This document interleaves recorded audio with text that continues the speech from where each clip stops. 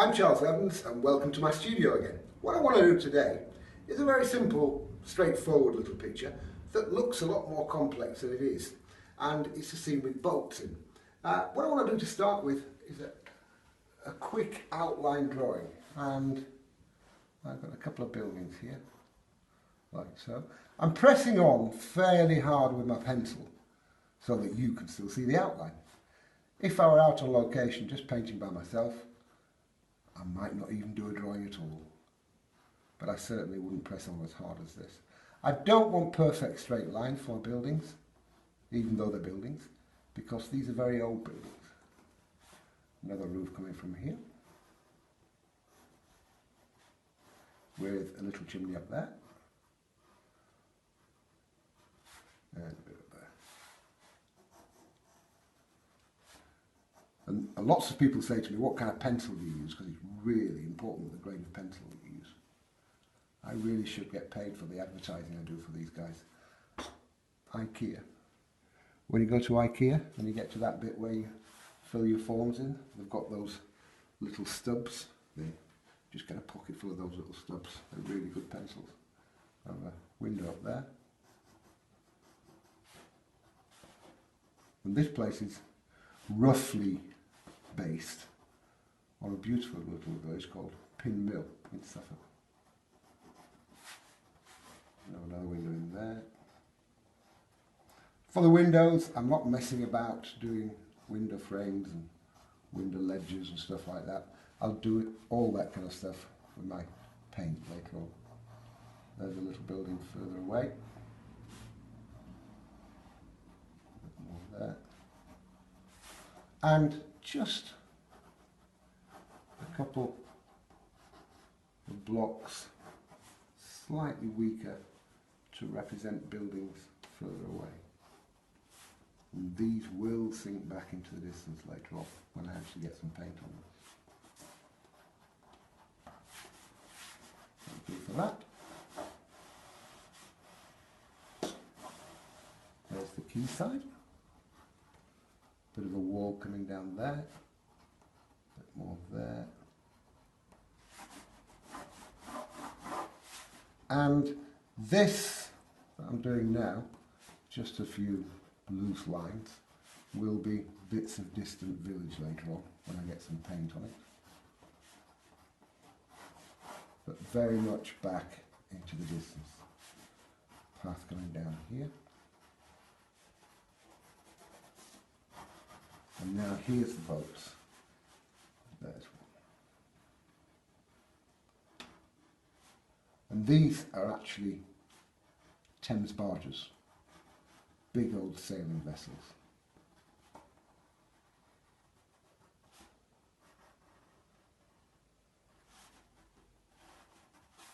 With a very tall mast.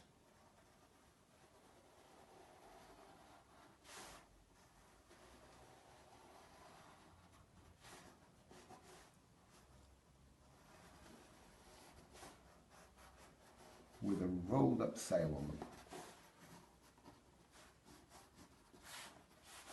And a smaller mast behind. Again, another rolled up sail. And on the top, don't start fiddling about with too much detail. I don't know anything about boats. I paint a lot of boats, but I actually don't know anything about them. So prepare for nautical terms. These are squiggly bits on the top. That's a nautical term for you.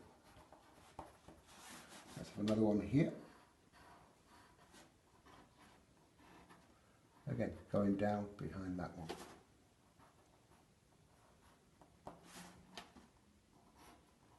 Rudder on the back. Another very tall sail.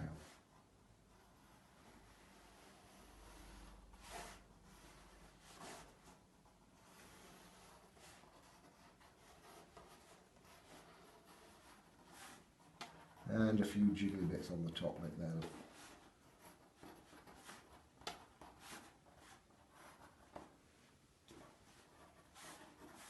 Now, I'll just have a few bits and pieces going on down here. I'll have a little rowing boat in the edge there.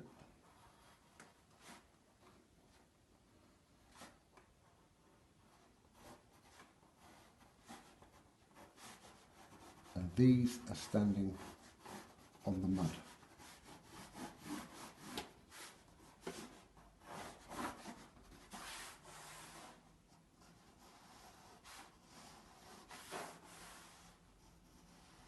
Notice, just kind of like imagining that line going further down, straight through. So I've got a little bit of reflection in there.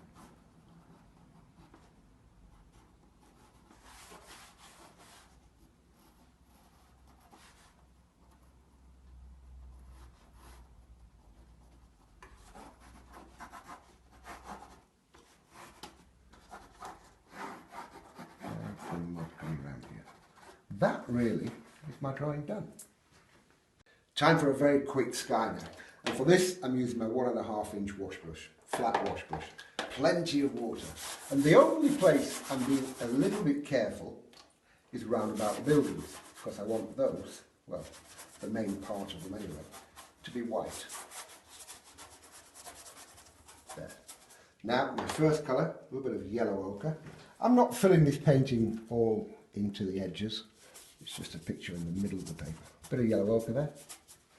Wash out, squeeze out, and I'm mopping up all the time. Look, control the water. A little bit of burnt sienna. That was yellow ochre first. Now a little bit of burnt sienna. Plenty of water into it again. A few touches of that here and there. Now, ultramarine blue, that's French ultramarine blue, mixed with a touch of burnt sienna.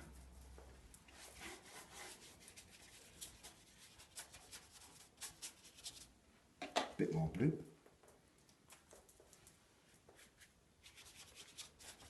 Remember, when you're doing something like this, that looks very scary, but we've got to be aware of, when you're doing a pre-wet like this, it's always going to dry nearly 50% lighter than when you put it on. So allow for that. All I'm doing now is just moving paint around. Move the wet paint around on the paper. Now suck some clouds out.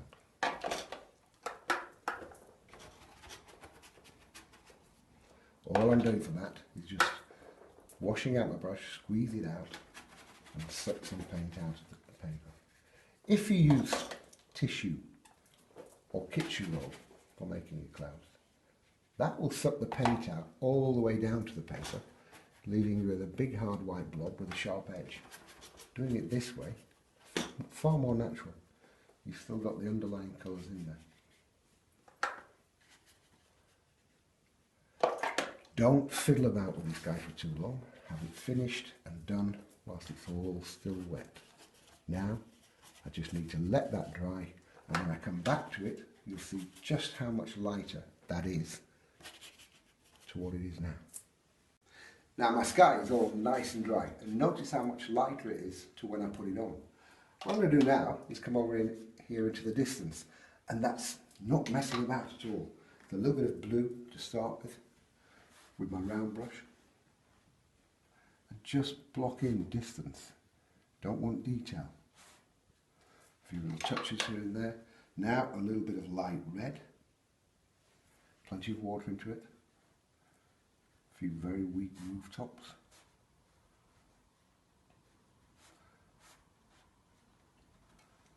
Just dibs and dobs. That's another technical term for you. A few dibs and dobs. That's actually a boat yard. Well, it might not be, but it is now. Now for a tiny touch of yellow ochre. I'll do that underneath there as well. Wash out, squeeze out, soften the colours in a little bit.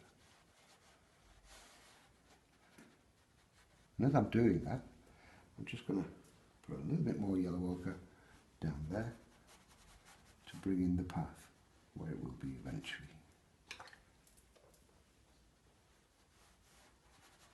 Bring that down. Now, a little bit of hooker's green and yellow ochre. Plenty of water into this. Very weak. Drop it in. And actually let the colours merge slightly. Don't want anything too strong or too precise at that distance. All with my number 8 round brush. And as I say, I only use 4 brushes in total. my 1.5 inch brush that you've just seen me put the sky on with. It's a little bit more blue with a tiny touch of alizarin and crimson into it. Just warming it up slightly. Yeah, 1.5 inch wash brush that you saw me put the sky in with. Now I've got my number 8 round brush. I also use a number 3 rigger and a 3/4 inch flat wash brush. A few touches there. And they're all Winsor & Newton. My paints, I only tend to use 8 colours in total for my paints. Again, Winsor & Newton artist quality paint. Bit of a false economy to use students quality paint because you've got to put nearly twice as much paint in to get the same depth of colour. So I'll stick with artist quality. There. Distance done. Not fiddling and not messing about. Now to the big buildings here. I've just decided in this that I want my light going from the right. So consequently, I'm going to leave these sides of the buildings as white paper for the time being. I might change it slightly afterwards with a little bit of texture. But shadow in this side. I'm starting off with the roof. I've got a little bit of burnt sienna and a tiny touch of light red mixed together. That kind of like red roof colour. A bit there. And I'm starting off with the darkest side first. That way I can just put more water in for the lighter side. Down there. A little bit there. Notice I'm not finishing all that off, that building. Because now we put more water into the mix. It's slightly weaker there. And quite a lot weaker on that side. Where the light's coming from. Round my chimneys. These are very, very simple buildings. You don't need to fiddle too much. Whilst I've got the wheat mix on the go, I'll have a couple of touches of that there. A little bit there. Now to blue. Ultramarine blue. Plenty of water into it. Anything white in shadow, have a touch of blue in it. There. That's a little bit too strong. I'm just putting more water into my brush. There, that's better. Around my windows.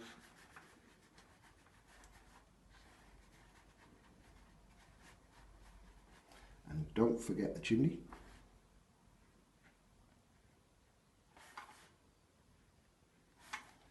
And the same colour here. And towards the end of this picture, the whole lot's going to be shadowed.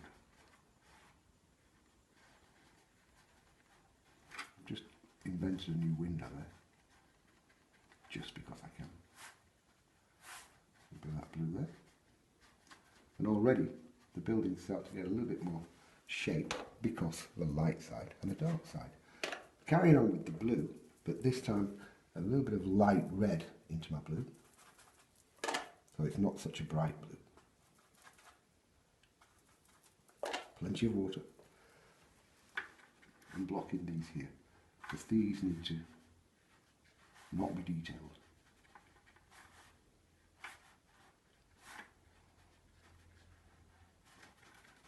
More water. All I'm after here with this lot is just the rough shape of buildings. Just to tell the eye that there are some buildings there. I'm going around little bits and pieces on the boat as well. Darken that a little bit more. Just a touch. For the dark side of the building.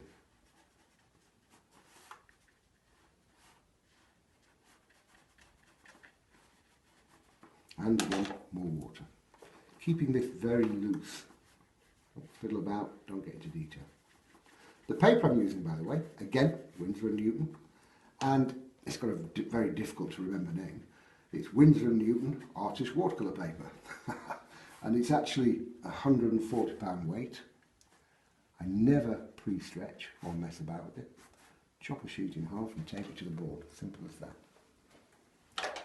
Now again, I'll put more shadow down there later. In the meantime, I'll put a little bit of detail in the buildings, such as windows, ultramarine blue and burnt sienna. Heavier on the blue, there, just heavier on the blue. And for windows, all I need a few blobs, maybe a tiny touch of the white paper showing through in between the blobs. Again, all with my number 8 round brush.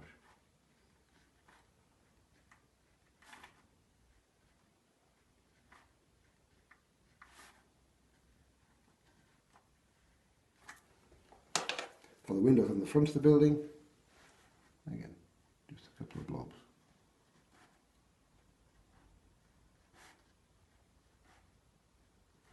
Have a door there. Window there. And for chimney pots, so a little bit of light red.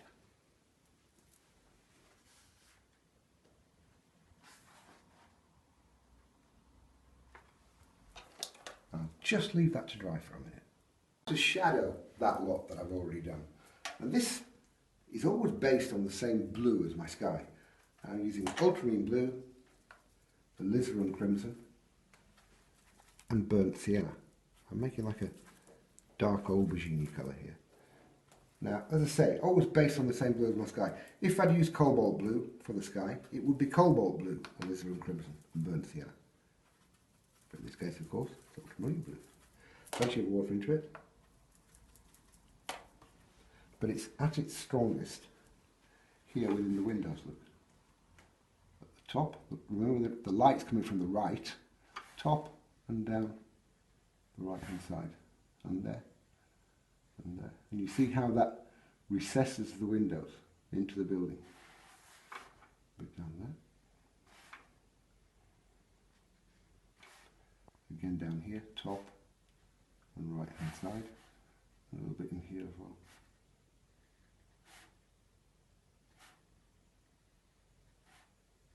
And yet again, I'm still using my number 8 round brush. Now, where the roof meets the building,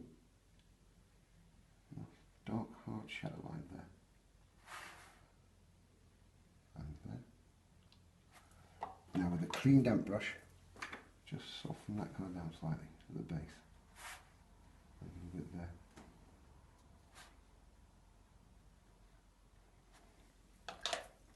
Now, because the light's coming from the right, that building will cast a bit of a shadow on that one.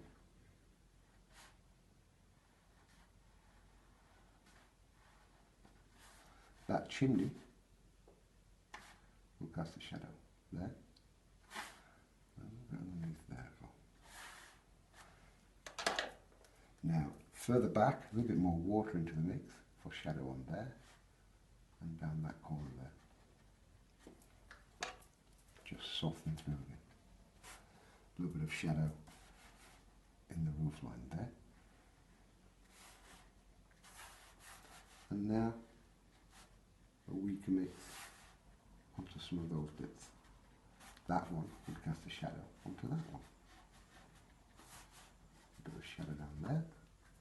Just moving through the picture, thinking where I need shadow.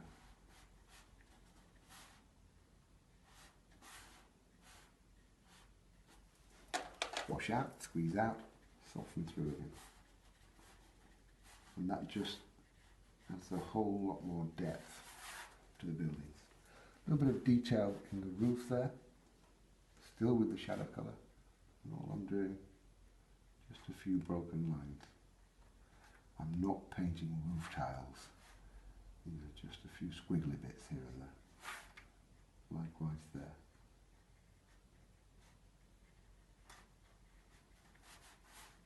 And a bit of shadow down the base, just to give a bit of texture.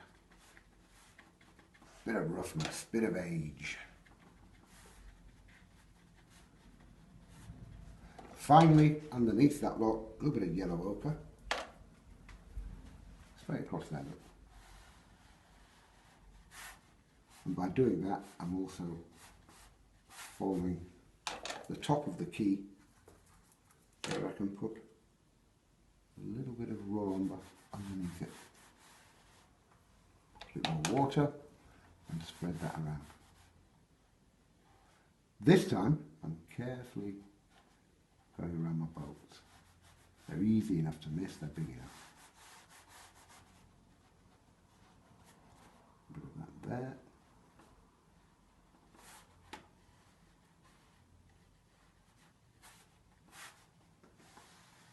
And that's a lot of the painting done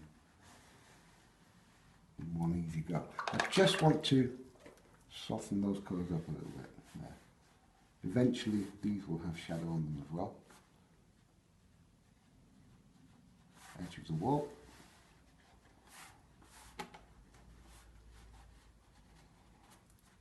And I'll just leave that to dry for a second before I actually start on the boats. As I always say, never mix your blues throughout painting. That's for anything natural, like for instance the water. Because I used ultramarine blue in the sky, I've got to do the water with ultramarine blue as well. But for anything man-made, like for instance one of these boats, or both of these boats, I can have cobalt blue, that's fine. And so I'm going to do the ends of these with cobalt blue, nice and strong. And it's just the ends because these things are multicoloured. A bit of cobalt blue.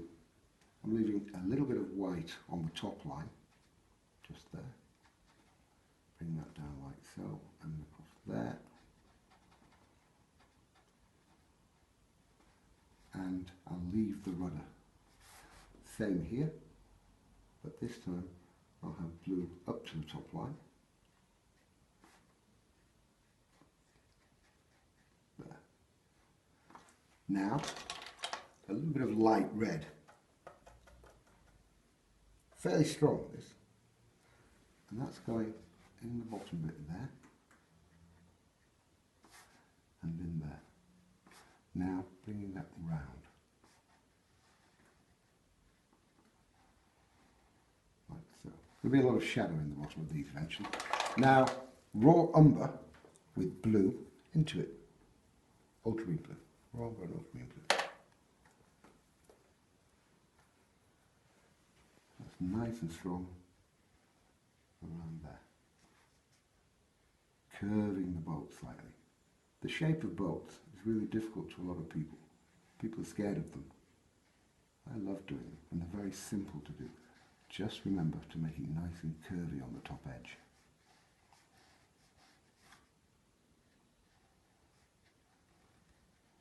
All with my number 8 round brush again. That's better. And bring that down nice and straight there. A bit in there, a bit more water.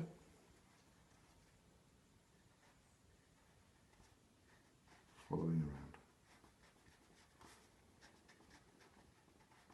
Now I'll leave the bottom parts of the boat for a second.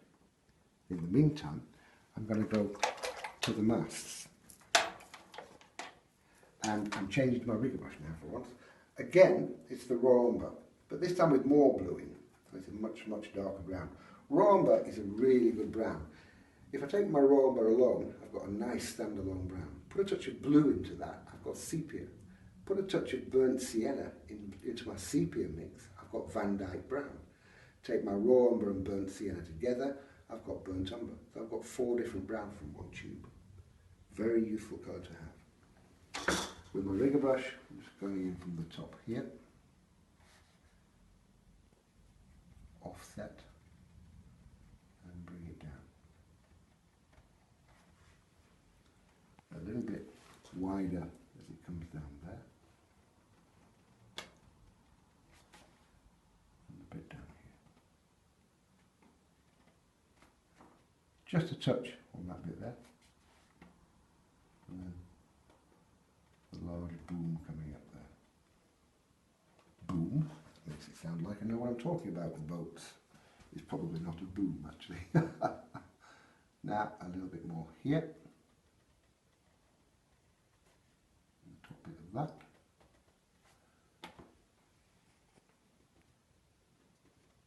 Bit of wobbly hand going on there. again, a little bit offset.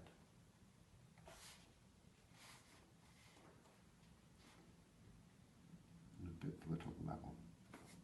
Whilst I'm in with that colour, I may as well just pop that in there as well. Wobbly. A bit wobbly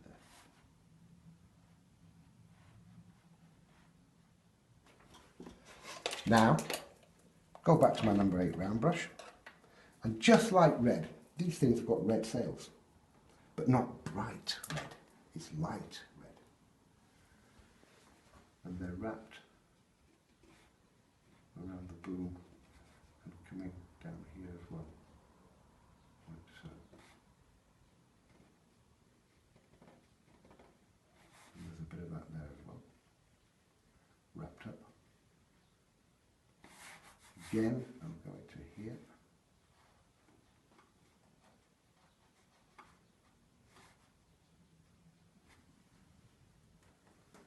Still with the same colour, all light red, and the same on this one. And you notice my colour's got slightly lighter here. I haven't done anything to it, I'm just letting the colour run out of the brush. You see the difference in tone.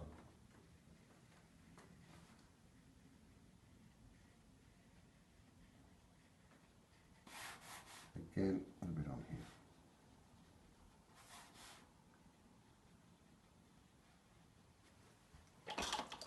And leave that for a second.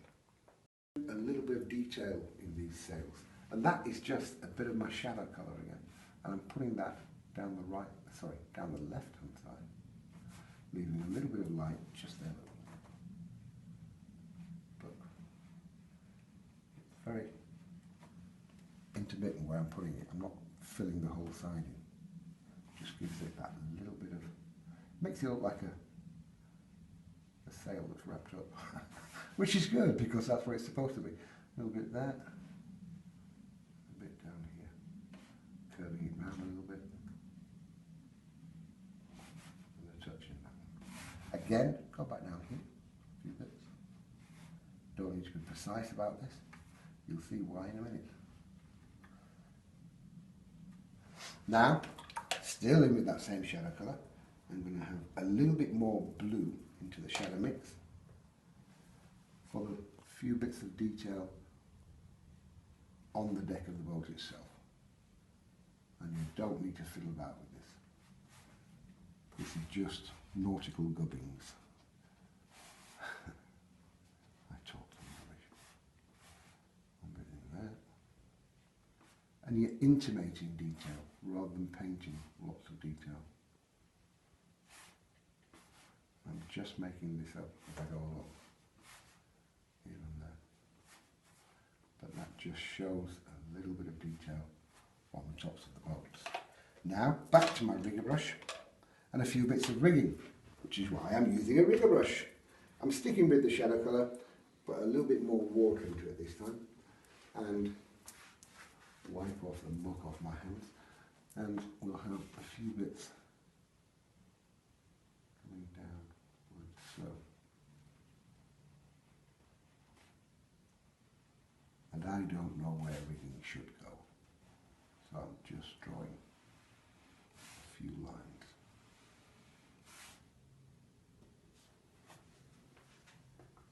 And a few bits in this one here.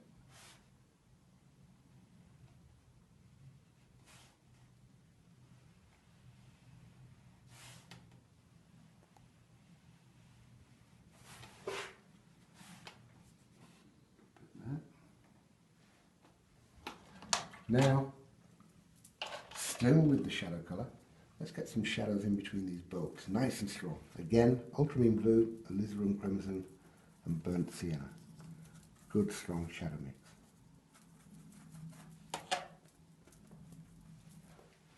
Underneath there.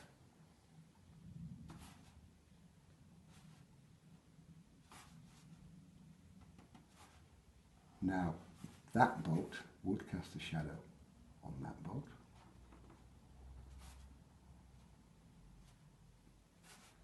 A few lines of shadow on the top bit. A bit underneath there. To give that boat a little bit more shape, just going to add a little bit of shadow curving around there.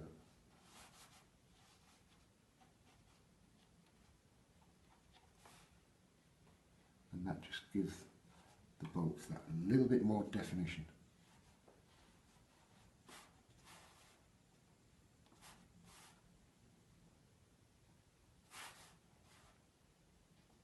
All with an unbreak round brush, which is not a small brush. Now again, let's have a little bit of that colour there, a little bit there, and a little bit of my dark brown mix, just like so. I've got a small bolt there, which I'll have in cobalt blue, I think, just because I can.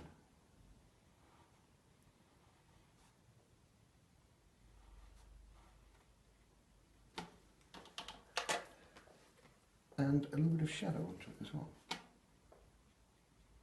all while it's still wet. And just leave that for a second. Now I'm going to do this little bit of sand in the foreground, which is very fortunate because the colour I'm using is sand, Charles Evans sand. This is a colour that I made lots and lots of years ago, and it's been available to buy in a tube for a lot of years now. It sells all over the world, this stuff. A bit of sand there, just touching the bolts, look, let them run a little bit, underneath there, and round that little rowing bolt that I've got there.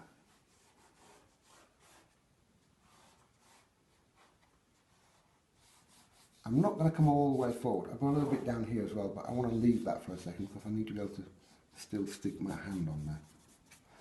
So whilst that's still wet, a touch of yellow ochre, just to lighten it up here and there. All whilst they're still wet, just let the colours merge into each other a little bit. And I shall have some shadow on here eventually as well. In the meantime, I'll come to the little rowing boat. Again, I'm going to use cobalt blue. And we'll have a strip of that there. Now, a little bit there. Now more water into the mix, so it's slightly weaker for there. And a little bit of light red at the bottom.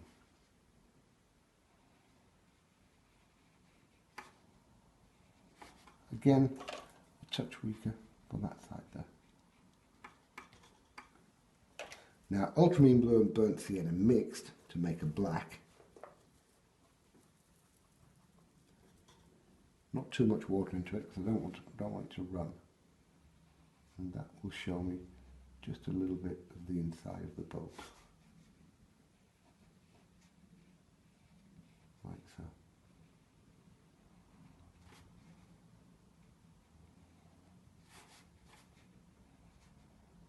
I'll just leave that for a second. You may be wondering why I've painted all these reflections in, because I haven't got my water in yet. Paint the reflections in first, and wait until they're good and solidly dry, and then glaze through the whole lot with my water. That makes the reflections be down in the water rather than be sitting on top. So a little bit of ultramarine blue, and a little bit of light red, and plenty of water into this. Lots of water in there. Don't want this too strong.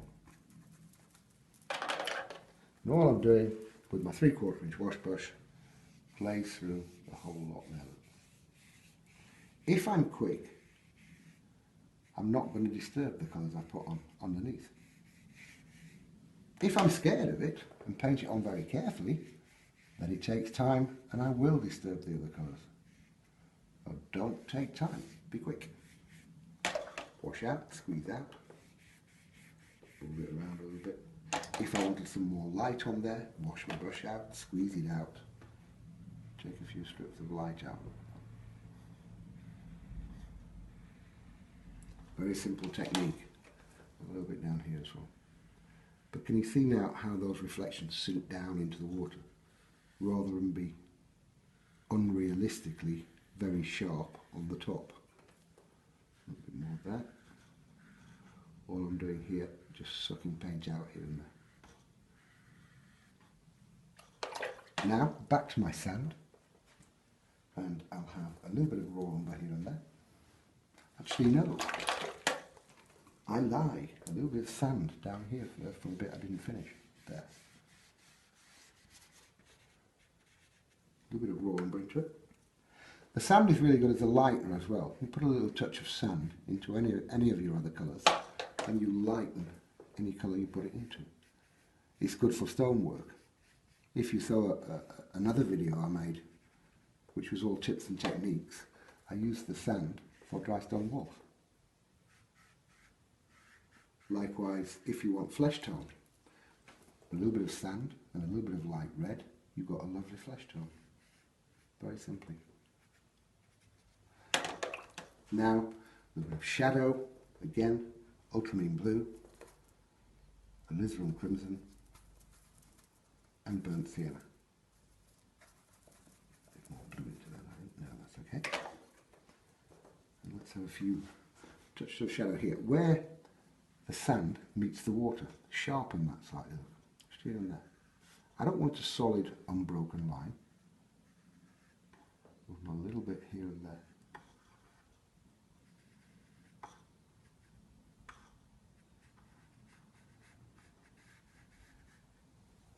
And a little bit from the bolts. And a little bit down there, base of the wall.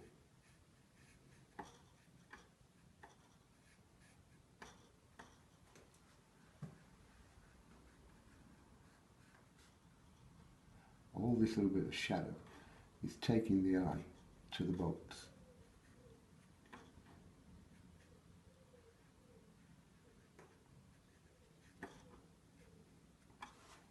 And I think that is about that. You touch it in there. And actually, I've just seen somewhere else. There would be good for shadow.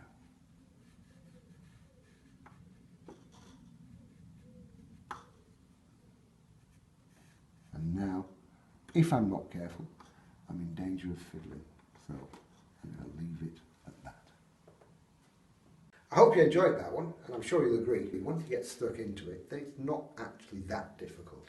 It looks fairly complex there, but as you've just seen, I keep it fairly loose and don't fiddle about too much.